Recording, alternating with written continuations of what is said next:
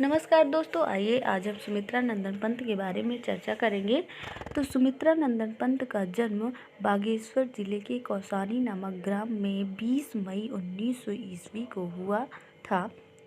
जन्म के 6 घंटे बाद ही उनकी मां का निधन हो गया। उनका लालन पालन उनकी दादी ने किया। उनका नाम गोसाई दत्त रखा गया। वे गंगा दत्त के 8वीं संतान थे। 1910 ईस्वी में शिक्षा प्राप्त करने गवर्नमेंट हाई स्कूल अल्मोड़ा गए।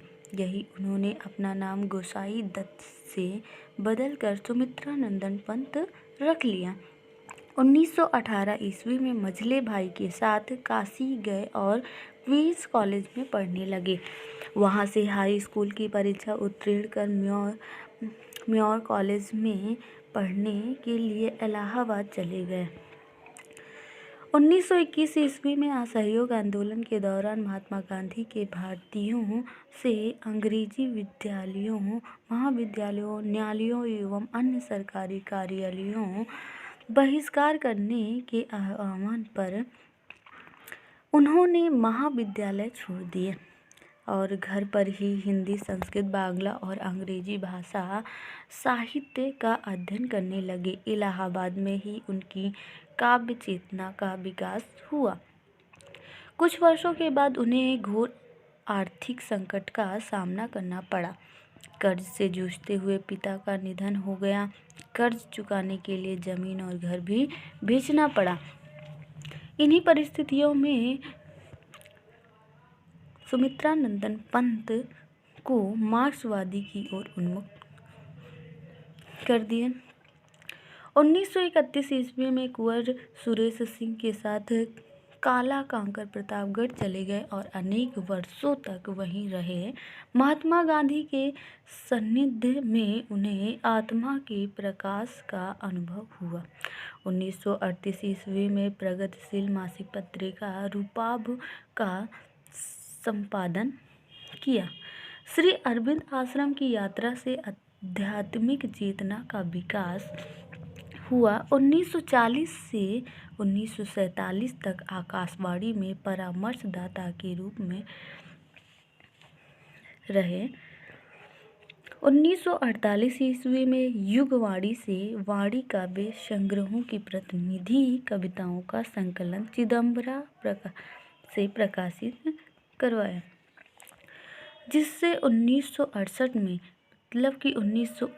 में चिदंबरा पर उन्हें भारतीय ज्ञानपीठ पुरस्कार से सम्मानित किया गया।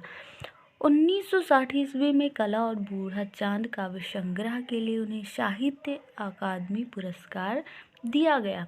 1961 ईस्वी में पद्म भूषण की उपाधि से विभूषित हुए और जीवन पर्यंत रचनारत रहे